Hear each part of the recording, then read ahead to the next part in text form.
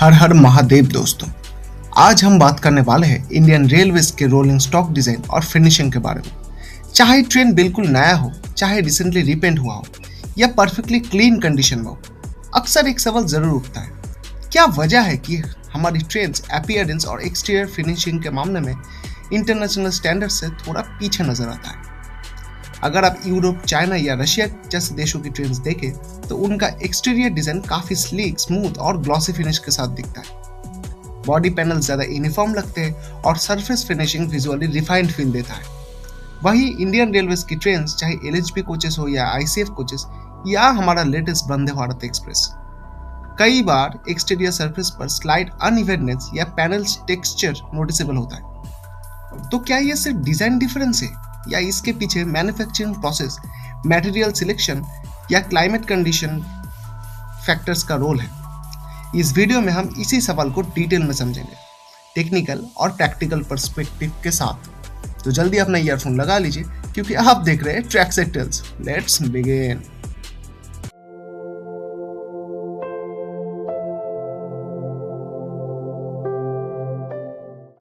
सबसे बड़ी बात, हमारी रेलवेज कॉस्ट पे फोकस करती है, फिनिशिंग पे नहीं। इंडिया में हर साल 8 बिलियन से भी ज्यादा पैसेंजर्स ट्रेन से ट्रेवल करते हैं, जो कि इंडिया को वर्ल्ड का सबसे बड़ा नेटवर्क में से एक बनाता है। तो इस सिनेरियो को देखते हुए प्रायोरिटी है सेफ, चीप और कैपेसिटी वाली ट्रेन। इस कहानी की शुरुआत होता है हमारे पुरानी सरकारी फैक्ट्रियों से।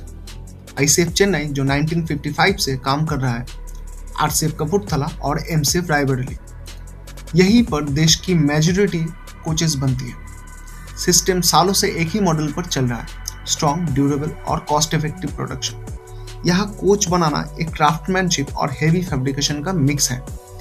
बड़े एल्यूमिनियम पैनल्स को रोबोटिक प्रिसिशन से जोड़ने के बजाय यह अक्सर 2 से 4 मिलीमीटर के स्टेनलेस स्टील या कॉटन स्टील के छोटे छोटे शीट्स को जोड़कर पूरी बॉडी तैयार की जाती है, जैसे किसी जिक्सॉ पजल को असेंबल कर रहे हो।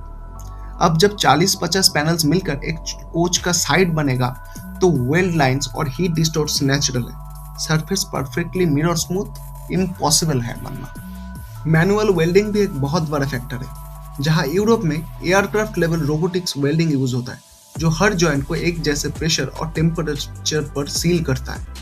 हमारे यहाँ काफी जगह अभी भी मैनुअल वेल्डिंग यूज होता है। मैनुअल का मतलब ह्यूमन स्किल पर डिपेंड होना और हीट के कारण मेटल थोड़ा रैप होना, फिर उस पर पेंट चढ़ता है।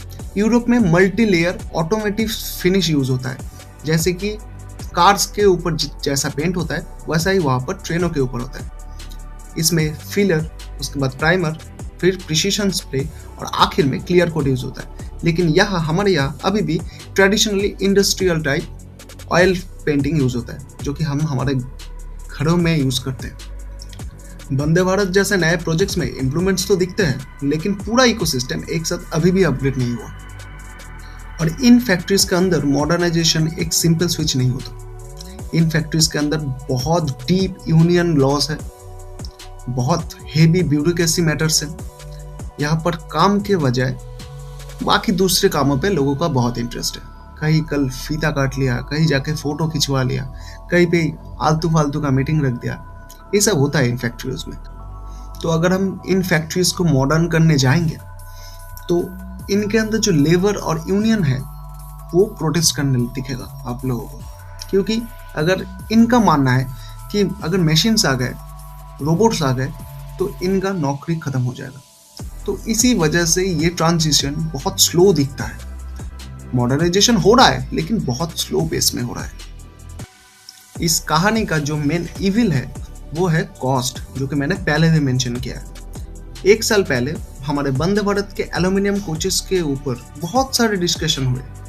इसका टेंडर भी प्रपोजल हुआ था, जो कि आखिर में अल्स्टॉम को दिया जाना था, लेकिन हाई कॉस्ट और पॉलिसी कॉम्प्लेक्सिटीज के बीच डिस्कशन रुक गया और ये डिसीजन भी लाइफ टाइम पेंडिंग के ऊपर अभी चला गया है।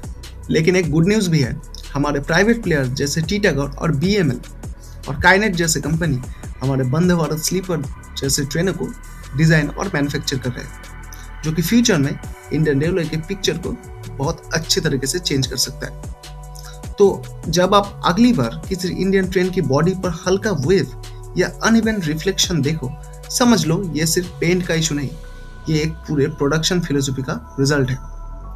यहाँ तक पूरा देखने के बाद आप लोगों का सवाल जरूर बदल गया होगा।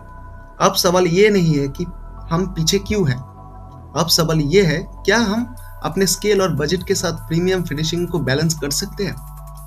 अगर सच बताऊं तो अभी के कंडीशन को देखते हुए तो जो भंगर अभी बन रहा है वही फ्यूचर में भी बनेगा, नियर फ्यूचर में। 6-7 साल बाद शायद चेंज आ सकता है, क्योंकि हमारे इंडिया में टीटागढ़ एल्यूमिनियम कोचेस बना सकता है अपने आप। तो ऐसे कंपनीज जब तक उभर के नहीं आएंगे तब तक के लिए हम लोगों को यही ICF के ट्रेनों से ही काम चलाना पड़ेगा। आई होप ये वीडियो आप लोगों को अच्छा लगा होगा, और अपना ओपिनियन कमेंट बॉक्स में ज़रूर बताना। अगर वीडियो अच्छा लगे तो वीडियो को लाइक कर देना, शेयर कर देना और चैनल को सब्सक्राइब कर देना, क्योंकि यहाँ होप नहीं रियल अपडेट्स मिलते हैं किसी नए अपडेट्स पे। तब तक के लिए हर हर महादेव।